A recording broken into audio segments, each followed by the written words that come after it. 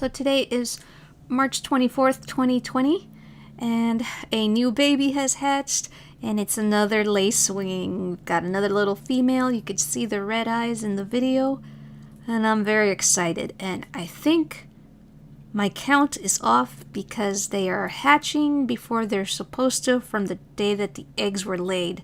So the eggs might have been laid early but were found late. That's the only thing I can think of. But very exciting. 2 lacewing females, and the oldest baby is an unknown so far.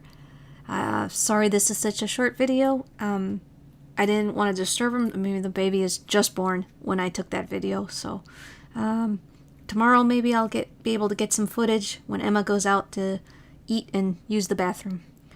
Alright, awesome. So 1 black-eyed baby and 2 lacewing females. Can't wait to see what they look like when they grow up. Okay, hope you guys like this. Des signing off.